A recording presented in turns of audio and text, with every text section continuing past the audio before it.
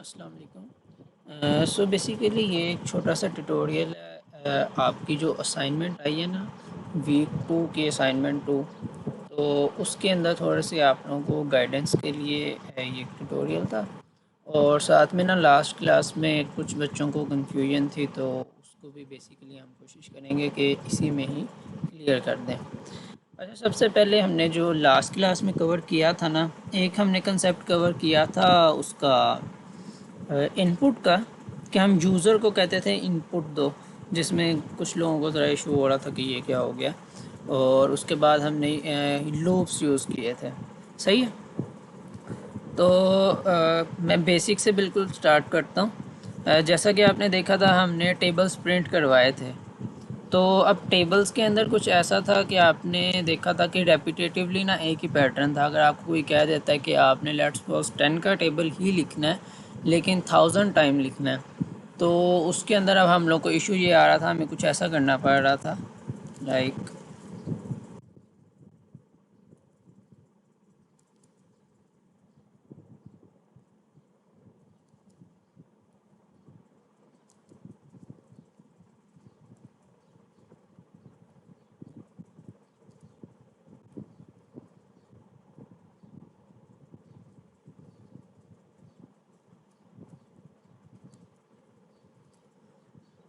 ये तो एक मैंने बहुत बेसिक लिखा ना, सिंपल ये एक प्रिंट की लाइन है। आप लोग अगर किसी कोई कुछ ऐसे कर लें तो आपका मतलब वो टेबल बनना शुरू हो जाता। एक तो ये अप्रोच थी, लेकिन हमने इसके बाद में इससे एक एडवांस अप्रोच भी की थी। उसमें हम ये करते थे कि जिस भी चीज़ का टेबल होता था ना, उसको हम एक अलग वेरिएबल में स्टोर करवा देते थे। अब वेरिएबल बेसिकली होता ये है कि वो ना एक स्टोर रूम होता है। आप ऐसे कंसीडर कर लें, जिस तरह लेट्स सपोज आपके पास कोई कबर्ड है। अब आप उसमें जो चीज़ रख के जाएंगे, जब दोबारा वापस आएंगे तो आपको उसमें वही ही चीज़ मिलेगी। ऐसा ही है ना।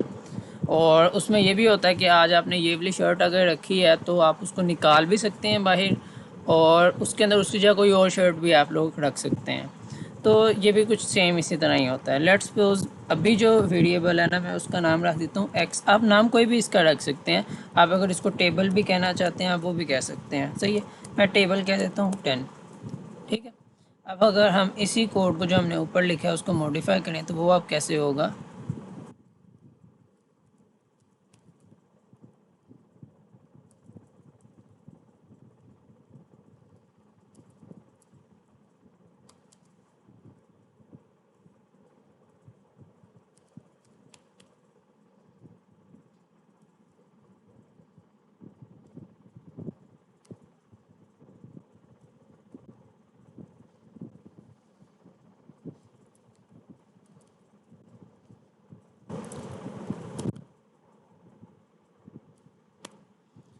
तो अब इसमें वो बेसिकली कर क्या रहा है, वो यहाँ पे आएगा और इस वेरिएबल के अंदर जो भी वैल्यू पड़ी होगी, जो कि अभी भी हमने 10 रखवाई है इसके अंदर, पहले वो 10 प्रिंट करेगा।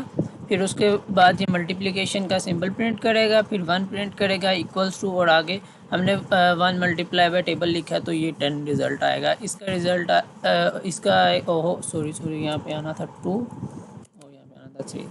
ठीक है। तो हमने कुछ इस तरह किया था और ये हमें टेबल बना के देने लग पड़ता है। मतलब इसी को अगर आप एक्सटेंड करते जाएं तो वो चीज़ हो जाती है। ठीक है। तो ये आपके इस तरह टेबल की आउटपुट आ जाती थी। सही है। तो अभी तक हमने जो इसमें देखा है, प्रिंट स्टेटमेंट देखी है और उसके बाद हमने वेरिएबल देखे। वेरिएबल क्या है, एक स्टोर है सिंपल। ये हमने बनाया क्यों था, इससे हमें अब अगर कोई कह देता है हम ना ऐसा करते हैं कि थोड़ा सा इसको ना ज़रा बड़ा कर लेते हैं कि वाकई थोड़ा सा टेबल लगे भी। सिर्फ वो 3 लाइन्स थी। अब ठीक है।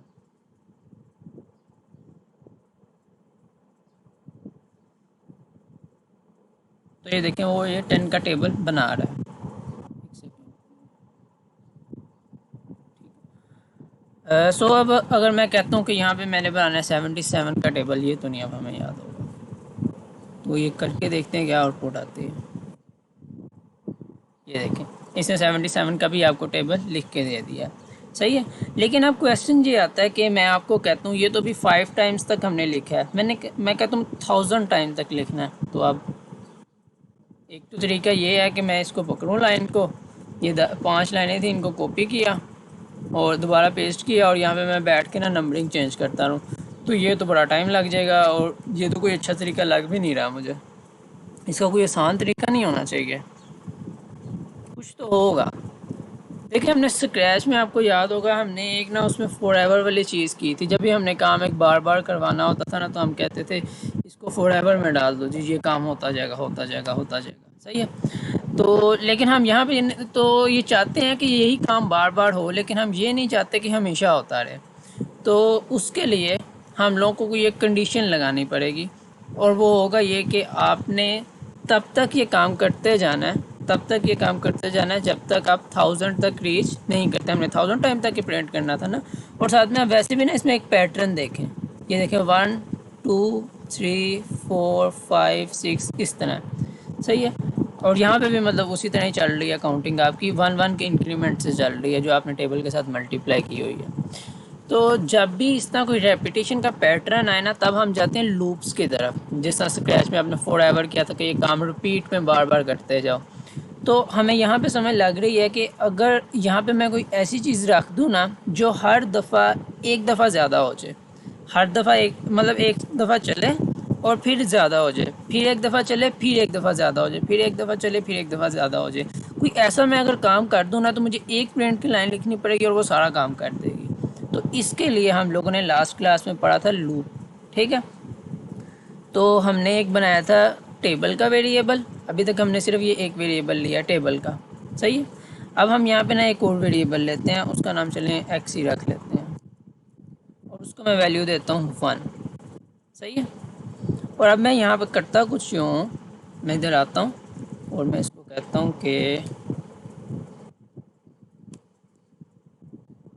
ऐसे एक्स, ये गया। अब देखें अब क्या होगा, टेबल के अंदर जो वैल्यू है जो कि भी क्या है 10, एक्स में क्या है 1, वो कह रहा है 10 मल्टीप्लाई बाय 1 इक्वल्स टू, अब देखिए यहाँ पे भी 1 लिखा हुआ है, यहाँ पे भी अब एक्स आ जाएगा। सही है। तो अब ये लाइन चलेगी कैसे और क्या होगा, वो अभी मैं ना आपको डीबग में भी ये चीज़ दिखा देता हूँ। सही है। अब हमें ना इस चीज़ की ज़रूरत नहीं रही, और अभी भी हमने कहा था हमने ये काम करना है रेपिटेटिवली। ठीक है। तो रेपिटेशन के लिए पाइथन में एक हमारे पास चीज़ होती है, वहाँ पे तो था ना स्क्रैच में फॉर एवर, यहाँ पे हम लोग यूज़ करते हैं वाइल। वाइल का मतलब होता है कि एक हद तक आपने ये चीज़ करनी है, जब तक इसका लाइक अगर आप लोग मतलब लेना, तो ये कुछ इस तरह हो जाता है कि जब तक आपकी कोई कंडीशन सेटिस्फाई हो। ठीक है। कंडीशन से मुराद यही है कि जो आप लोग कहते हो कि भाई यहाँ जाके रुक जाना है या यहाँ तक आपने चलाना है। तो अभी आपको क्या मैंने कहा था, हमने कहाँ तक चलाना है, 1000 तक।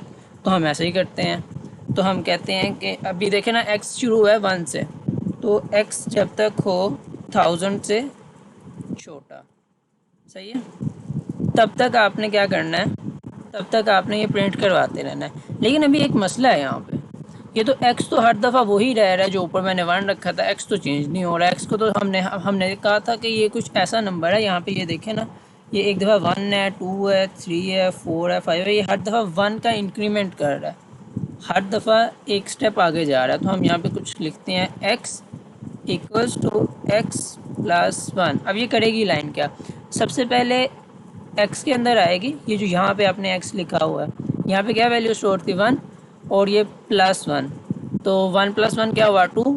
इसको कर सोल्व करके जो कि आंसर बनेगा 2, उसको जाके साइन करवा देगी यहाँ पे। सही है। तो बेसिकली अब एक्स के पास क्या आ जाएगा 2, और अगली दफ़ा जब ये चलेगा 3 4 and so on and so fourth. और इस तरह ये ना हमें टेबल प्रिंट करता जाएगा। इसको चला के देखते हैं कि क्या ये वो करता है कि नहीं जो हम सोच रहे हैं।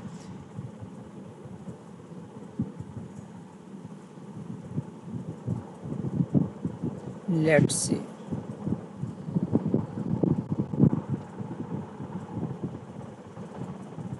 और ये देखें, इसने बिल्कुल हमें एक टेबल प्रिंट करके दिया 77 का, जो कि 1000 टाइम्स तक जाता है। बेसिकली 1000 तक नहीं जा रहा है, ये 999 तक जा रहा है, क्योंकि आपने ना यहाँ कंडीशन लगाई थी कि तब तक चलाना है जब तक x 1000 से छोटा हो।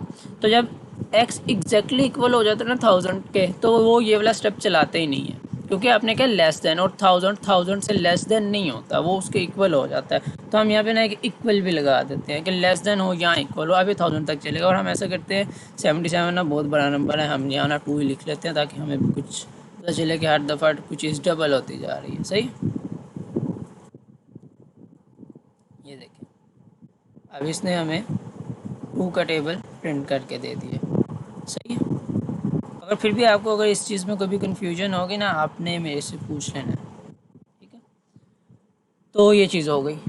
अब मैं आपको ना डीबग में भी दिखा देता हूँ कि ये इंक्रीमेंट वगैरह कैसे काम कर रहा है और क्या क्या हो रहा है, क्या क्या नहीं हो रहा। यहाँ पे शुरू से आते हैं, बिल्कुल शुरू से, और शुरू से स्टेप वाइज भी अब इसको एक दफ़ा देख लेते हैं। बेसिकली इस पर आपकी प्रिंटिंग भी कवर हो रही है, वेरिएबल का कंसेप्ट भी आपका यहीं पे कवर हो रहा है। वेरिएबल क्या था, अगेन वो एक ऐसी चीज़ थी जिसमें आप कुछ भी स्टोर करवा सकते हैं और बाद में आप उससे वो चीज़ ले भी सकते हैं, उसमें चेंज भी कर सकते हैं। जैसे कि आपने देखा था एक्स में हम चेंज कर रहे थे, लेकिन टेबल में जो रखवाया हुआ था वो हम वैसे ही चलने दे रहे थे। ठीक है, तो इसको ना मैं डीबग करके दिखाता हूँ, फिर देखते हैं क्या क्या हमें नज़र आता है। एक सेकेंड। सही है, तो मैं यहाँ पे आ गया। ये देखें, ये एक वेरिएबल बना है टेबल का जिसमें वैल्यू है 2। सही है। अब ये देखें, जब मैं टेबल पे माउस करता हूँ ना तो वो मुझे कहता है इंट। इंट होता है क्या, इंटीजर। ठीक है, आपने मैथ्स में पढ़ा होगा natural number, real number, integers, और फिर होल नंबर्स थे, डेसिमल नंबर्स थे। तो ये वही चीज़ है, ये इंटीजर है। इंटीजर में क्या होता होता था कि तमाम पॉजिटिव नंबर्स भी आते होते थे और नेगेटिव नंबर भी आते होते थे, नॉन डेसिमल, जिनमें डेसिमल नहीं था होता, मतलब लाइक 1 2, जिसमें 1 1 का इंक्रीमेंट या डिक्रीमेंट होता था। डिक्रीमेंट से मुराद के 0 -1 -2 -3 इस तरह। सही है, और नेगेटिव नंबर लाइन और पॉजिटिव नंबर लाइन, ये वो वाला कंसेप्ट है आपका। सही है, तो ये एक इंटीजर बन गया। और यहाँ पे आप देखें जो 2 लिखा हुआ है ना, किसी कोट्स में नहीं है। जिस तरह यहाँ पे ये एक्स के गिर्द कोट्स है ना, अगर ये होता ना तो ये एक होना था, हमारे पास स्ट्रिंग होनी थी, कोई स्टेटमेंट वगैरह वाले टाइप में हमने इसको कंसीडर करना था, लेकिन अभी हम इसको इंटीजर में एक नंबर में कंसीडर कर रहे हैं। ठीक है, अब आगे चला के देखते हैं एक्स को ये क्या ट्रीट करता है। एक्स को भी देखिए उसने इंटीजर टाइप में ही रखा है। सही है, अब हम लोग वाइल में आ गए हैं। अब वाइल क्या कह रहा है कि एक्स जो है, देखें एक्स के ऊपर अगर मैंने कर्सर किया तो उसकी वैल्यू मुझे 1 ऊपर शो भी कर रहा है। सही है, तो 1 इज़ स्मॉलर देन 1000, तो 1 स्मॉलर देन 1000 होता है, जी होता है। तो इसका मतलब है ये हमें नीचे वाली लाइन्स चलाने देगा। आप देखें ना यहाँ पे ये स्पेस है कुछ। ठीक है, तो ये जो भी स्पेस में आगे होके लाइंस लिखी होती हैं ना, वो सारी आपके उस लूप के अंदर आ रही होती हैं। वो चीज़ें रिपीट होंगी जब तक आपकी ये ऊपर वाली कंडीशन सेटिस्फाई करती जाएगी। अब मैं इसको चलाता हूँ, नीचे आए हम। अब देखते हैं यहाँ क्या होता है। टेबल में क्या पड़ा हुआ है, 2, यानी कि प्रिंट होगा 2, फिर ये एक्स का सिंबल प्रिंट होगा, और उसके बाद एक्स में 1 है वो प्रिंट होगा इक्वल्स टू, और इन दोनों का रिजल्ट करके देखते हैं। इस लाइन को चला कर ये देखें, 2 × 1 इक्वल्स टू 2। अभी देखें एक्स में वैल्यू यहाँ पे क्या पड़ी हुई है, एक्स में वैल्यू पड़ी हुई है 1। सही है, और यहाँ वाली लाइन हमें क्या कह रही है, x+1 कर दें, करके देखते हैं। ये देखें एक्स में वैल्यू चेंज हो गई, 2 हो गई। सही है, अब कंडीशन क्या है, 2 इज़ लेस देन 1000, जो कि ठीक है। तो ये दोबारा चलाएगा, दोबारा उसने वो लाइन, अब 2 × 2 इक्वल्स टू 4 हो गया, और अब ये दोबारा इंक्रीमेंट का कह रहा है, तो अब ये 3 हो गई इसकी वैल्यू एक्स की। सही है, तो इसी तरह ये चीज़ चलती जाएगी। और अब आपने इसको ख़ुद डिबग कर कर के देखना है और समझना है कि ये ऐसे ही हो रहा है कि नहीं हो रहा। सही है, चलें हम ना एक और मज़े का काम करते हैं। ये सब कुछ पढ़ाने के बाद ना आपको सरफराज ने बोला था कि आप लोग इनपुट ले रहे हैं यूज़र से। अब वो चीज़ क्या थी, हम उस पर भी अब थोड़ी सी बात कर लेते हैं। इनपुट यूज़र से लेने का मतलब ये होता है कि देखें, आपने अपने दोस्त को बना के दिया, अब आप उसको ये कोड तो नहीं ना देंगे, उसने तो अभी ये नहीं पढ़ा हुआ, उसको तो नहीं समझ लगेगी ये क्या होगा उसको। हाँ, उसको अगर आप ये रिज़ल्ट दिखाएंगे ना, रिज़ल्ट में टेबल लिखा हुआ या इस तरह की कुछ चीज़, उसको वो ज़रूर समझ आ जाएगी। तो हम चाहते हैं कि हम कुछ ऐसी चीज़ बनाएं कि जब आप अपने किसी भी दोस्त को दिखाएं, आप उसको कोड ना दिखा रहे हो, आप बस यहाँ पे ही दिखाएं और वो आपके दोस्त से पूछे कि अच्छा भाई आप क्या चाहते हैं कि मैं कौन सा टेबल प्रिंट करवाऊँ, वो उससे पूछेगा। अभी तो देखे ना मैंने 2 ऊपर कोड में लिखा था, ये देखे ना यहाँ पे आप, एक सेकेंड, यहाँ मैंने ये 2 खुद लिखा था कि टेबल 2 का आपने प्रिंट करना है, सही है। तो ये तो मुझे, अगर वो आपका दोस्त कहते मुझे किसी और चीज़ का टेबल चाहिए है, वो तो हमें कोड में आके चेंज करना पड़ेगा। तो ये तो थोड़ी सी गलत बात नहीं होगी, हम उनके सामने कोड के अंदर अब चेंजेस वगैरह कर रहे हैं। तो कुछ ऐसा होना चाहिए कि वो पूछे हमसे स्टार्ट में ना कि आप चाहते क्या हैं, कि इसके अंदर कौन सा आप टेबल आपको मिले या कौन सा ना मिले। तो उसके लिए ना हम लोग एक इनपुट वाली चीज़ यूज़ करते हैं। इनपुट का बेसिकली बस काम ये है कि वो आपसे पूछता है कोड चलाने से पहले, ठीक है। जहाँ पे भी वो इनपुट की स्टेटमेंट होती है ना, उससे नीचे जितना भी कोड होता है वो तब तक नहीं चलाता जब तक वो आपसे आपकी मर्ज़ी पूछ नहीं लेता, सही है। तो बेसिकली यहाँ पे थोड़ा सा हम मर्ज़ी चलाने वाला एलिमेंट यूज़ कर लेते हैं इनपुट से। तो हम उसको करेंगे कैसे, हम लिखते हैं, अच्छा अभी हमने पहले लिखा हुआ था इस कोड को ना मैंने छेड़ता, इसकी हम ऊपर कॉपी एक नई बना लेते हैं, उसमें हम चेंजिंग्स कर लेते हैं, सही है। अच्छा पहले हम टेबल में डायरेक्टली इसका वैल्यू ले रहे थे, अब मैं कहता हूँ आपने इनपुट लेना है, सही है। अब जो ये है ना इनपुट और आगे ये जो 2 ब्रैकेट्स मैंने लगा दिए हैं, इससे पाइथन को पता चलता है कि यहाँ पे जो पीछे आपने ये वेरिएबल रखा हुआ है ना, ये जिस अभी मैंने टेबल का रखा हुआ है, इसमें वैल्यू खुद से नहीं कोई ले लेनी, पूछना है आपने पहले। प्रोग्राम चलाने से पहले आपने पूछना है कि क्या वैल्यू चाहिए। तो यहाँ पे मैं लिख भी देता हूँ। आप यहाँ पे ना कोई स्टेटमेंट प्रिंट भी कर सकते हैं इनपुट के अंदर, उससे होता ही है कि ज़रा ना आसानी हो जाती है, आपको पता चल जाता है कि आपने एंटर करनी किस चीज़ के रिलेटेड है, जो भी आपने चीज़ एंटर करनी है वो किस बारे में है। तो मैं कहता हूँ एंटर अ नंबर, ठीक है। तो हम यहाँ पे एक नंबर ही एंटर करना चाह रहे हैं ना, चलो आगे ये भी लिख देते हैं फॉर प्रिंटिंग टेबल, ठीक है। तो अब वो यहाँ से एंटर करेगा। अच्छा मुझे ये बताएं कि ये एक्सेल यूज़र से लेने की ज़रूरत है, मेरा नहीं ख्याल। टेबल यूजली हम लोग 1 से शुरू करते हैं और हम आगे तक जाते हैं, सही। और ये वाली ऐसी लिमिट ये भी हम यूज़र से ले सकते थे, लेकिन अभी ज़रूरत नहीं है। और इसको ना मैं छोटा कर लेता हूँ, 100 तक का टेबल काफ़ी है, 1000 बहुत लंबा हो जाता है सही है। तो इसको करते हैं क्लियर और अब देखते हैं अब क्या होता है। अब देखें ये तो कोड बन गया, सही है। अच्छा ना अभी ये करेगा कि इसको भी चला देगा, हम चाहते हैं कि ये ना चले, तो मैंने आपको पिछली वीडियो में बताया था हम इसको कमेंट कर सकते हैं, सही है। तो उसके लिए क्या की थी, कंट्रोल प्रेस करके रखना है और स्लैश दबा देनी है, ये सारा कमेंट हो गया। अब वो इसको चलाएगा नहीं, अब हमारे पास बस यही कोड है, सही है। ये प्रिंट वाली स्टेटमेंट जो हम शुरू से यूज़ करते आ रहे हैं, और बस ये 4-5 लाइन्स हैं जिनसे आपका आपकी मर्ज़ी से एक टेबल बनेगा। बेसिकली अब ये एक टेबल कैलकुलेटर आपने बना लिया। ये देखें रन पाइथन फाइल की, ये क्या कह रहा है, कह रहे हैं enter a number for printing table. पहले तो वो खुद ही टेबल प्रिंट कर देता था, अब हमसे पूछ रहा है। अब आप बताएं वैसे तो क्या लेना चाहिए। लेट्स सपोज हम लोग ले लेते हैं, सो कहते हैं भाई कि 77 का टेबल, तो ये तो बड़ा मुश्किल होगा, देखते हैं क्या होगा। एंटर दबाना है आपने लिखने के बाद, और एक सेकंड, ये तो मसला हो गया। ये इसने क्या कर दिया, हम देखते हैं। ये देखें 77 को उसने 1 से मल्टीप्लाई किया तो एक दफ़ा 77 लिखा, 2 से किया तो 2 दफ़ा लिख दिया, 3 से किया तो 3 दफ़ा लिख दिया। ये तो वैसे हो रहा है जैसे हम वो आपके स्ट्रिंग में एक आपका नाम लेते होते थे और उसको 3 दफ़ा मल्टीप्लाई करते थे तो ये स्टेयर केस बना देता था। तो इसका मतलब है कि वो जो हम इनपुट ले रहे हैं वो उसको एज अ स्ट्रिंग ट्रीट कर रहा है, वो उसको इंटीजर के तौर पे ट्रीट नहीं कर रहा। हमने आपको पहले दिखाया था ना कि यहाँ पे नंबर होना ज़रूरी है, सही है। ये देखें अभी मैं टेबल के ऊपर अगर माउस भी करता हूँ तो वो str बता रहा है कि ये स्ट्रिंग डेटा टाइप है, ये टेबल जो है स्ट्रिंग का है। तो जब भी आप यूज़र से इनपुट लेते हैं ना, वो बेसिकली स्ट्रिंग की फॉर्म में स्टोर होती है। वो भी आपको मैं डीबग में दिखा भी देता हूँ। तो उसको चेंज करना है हमने किस में, इंटीजर में। तो मैं लिखता हूँ टेबल इक्वल्स टू इंट, इसके अंदर मैं लिख दूंगा टेबल। अब ये क्या करेगा, ऊपर वाले टेबल को ये इस वाले लाइन के टेबल को पकड़ता है और इसको कहता है कि भैया आपने ना इंटीजर में चेंज होना है, और उसके अंदर दोबारा स्टोर करवा देता है। अब ना मैं आपको ये चला के भी दिखाता हूँ, ये देखिएगा। और एक सेकेंड, मैंने सिंपली रन कर दिया, डिबग करना था, सॉरी। इधर थोड़ा सा टाइम लेता है डिबग ओपन करने में। सही है, अब ये देखें, ये वाली लाइन पे आकर रुक गया, मैं ये लाइन एग्जीक्यूट करता हूँ। वो मेरे से पूछ रहा कौन सा नंबर चाहिए, मैं 77 देता हूँ उसे, मैंने किया एंटर। ये देखें ये क्या हो रहा है, टेबल के आगे उसने लिखा हुआ है 77 कोट्स में। तो जब कोट्स में लिखा हो तो वो क्या होता है, वो नंबर तो नहीं होता, वो तो स्ट्रिंग हो जाती है।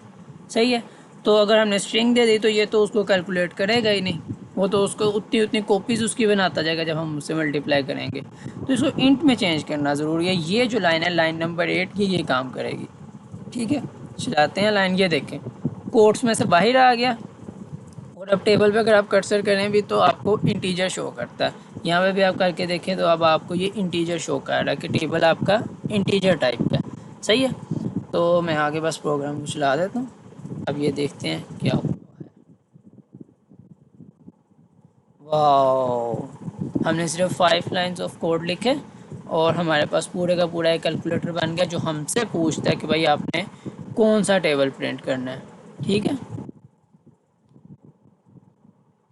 एक सेकेंड, मुझे इसको नीचे ला लेने दें।